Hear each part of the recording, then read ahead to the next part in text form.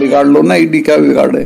सरकार का total attitude ये है कि इनको बर्बाद कर दो, एंटी किसान एटीट्यूड है। ये राय है कि लड़ना पड़ेगा दोबारा के साथ। आगे आगे क्यों चिंता करते हो, कोई चुनाव नहीं लड़ूंगा मैं। नमस्कार, मैं अंकुर त्यागी। आज हमारे साथ मेघालय के राज्यपाल सत्यपाल मलिक जी हैं।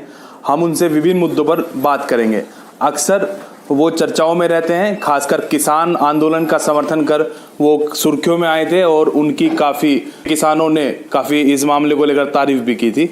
सर, इंडिया एक्सप्रेस में आपका बहुत बहुत स्वागत है। शुक्रिया भैया। किसान आज भी परेशान है, उसे फसल का उचित एवं लाभकारी मूल्य मिल नहीं पाता। कहने को तो सरकार बहुत सारे दावे करती हैं, लेकिन ऐसा आज तक संभव हो नहीं पाया है। नहीं, यही नहीं है। सरकार का टोटल एटीट्यूड ये है कि इनको बर्बाद कर दो सालों को।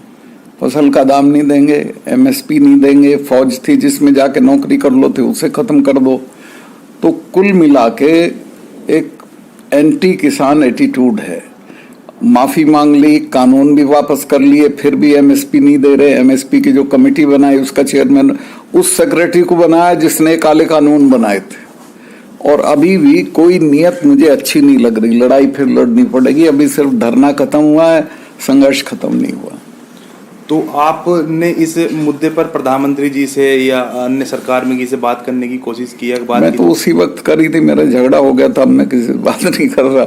मैं गया था मिलने उनसे, जब 4 महीने हो गए कोई बात नहीं करी उन्होंने। तो मैंने कहा इनको ले दे के निपटा दो, ऐसा नहीं करा करते। बोले चले जाएंगे सतपाल। मैं कहा जी ये तब जाएंगे जब आप चले जाओगे, आप इन्हें जानते नहीं हो।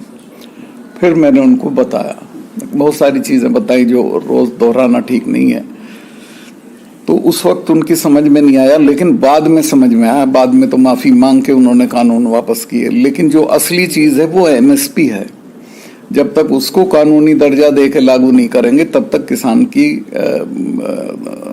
एक तरह से राहत नहीं होगी। तो उसके लिए क्या फिर दोबारा से लड़ाई लड़नी पड़ेगी किसान? भाई, ये तो जो किसान लड़ाई चला रहे थे या चलाने वाले हैं, जो किसान आंदोलन के नाम से जाने जाते हैं, या जो किसान यूनियन के लोग हैं, इन लोगों को मिलकर तय करना चाहिए। मेरी तो ये राय है कि लड़ना पड़ेगा दोबारा। रिटायरमेंट के बाद आपका क्या प्लान? लड़ाई में रहूंगा आपके साथ। आगे आगे क्यों चिंता करते हो, कोई चुनाव नहीं लड़ूंगा मैं। अगर विपक्षी दल आपसे रिक्वेस्ट करने लगे कि भाई आप चुनाव भी लड़ लीजिए, संसद में आवाज उठाइए? बिल्कुल नहीं लड़ूंगा। वो संसद में इतने लोग जाते हैं, वो उठाए आवाज, मैं नहीं। चुका उसमें मेरी साख खत्म हो जाएगी। फिर ये लगेगा कि साला ये तो एमपी होने के लिए कर रहा था सारी। एक वो जम्मू कश्मीर में रहते हुए एक रिश्वत वाले मामले की बात आपने कही थी, उसमें सीबीआई जांच कर रही है, तो उस पे क्या रहेगा आपसे? देखिए, उसमें मैंने बता दिया था कौन कौन लोग हैं, कैसे है, क्या है। प्रधानमंत्री को बताया था मैं जाके। अब सीबीआई जांच वाले मेरे पास भी आएंगे तो मैं बता दूंगा कि ये लोग हैं, ऐसे ऐसे कर रहे थे। गन्ना भुगतान बहुत बड़ी समस्या है। बहुत बड़ी आबादी किसानों की गन्ने की फसल पर निर्भर रहती है।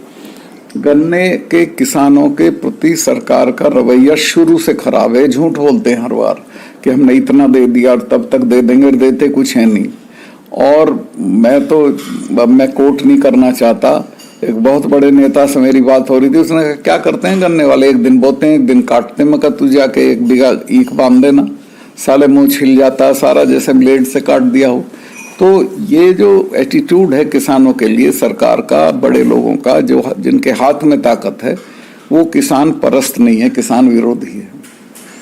तो ये जो सरकार का रवैया है ये कैसे बदल सकता है? उसके लिए किसान को या क्या करना पड़ेगा? देखो, यहाँ ताकत के अलावा किसी चीज की सुनवाई नहीं है इस मुल्क में, आज से नहीं सदियों से। आप अगर ताकत के साथ लड़ जाओगे तो सुनवाई हो जाएगी, नहीं लड़ोगे तो घर बैठो, फिर कुछ नहीं होगा। जिस तरह से ईडी की छापेमारी हो रही है, विपक्ष का भी ये कहना है कि ये राजनीतिक प्रतिशोध के लिए ऐसा किया जा रहा है, तो आपका इस बारे में क्या मानना है? देखो, ईडी पे मैं इसलिए नहीं बोलूंगा कि मेरा तो ईडी से साली से कोई ताल्लुक नहीं। मेरा बिगाड़ लो ना, ईडी क्या बिगाड़े। जिसके थोड़ा बहुत कुछ होता है उसके घुस जाती है। ऐसा काम ही मत करो कि तुम्हारा ईडी आवे। तो ये हमारे साथ सत्यपाल मलिक जी थे। इन्होंने बेबाकी से अपनी बात रखी है और इन्होंने अपने रिटायरमेंट के बाद का प्लान भी बताया है। नमस्कार, आप देखते रहिए इंडिया एक्सप्रेस। Thank you.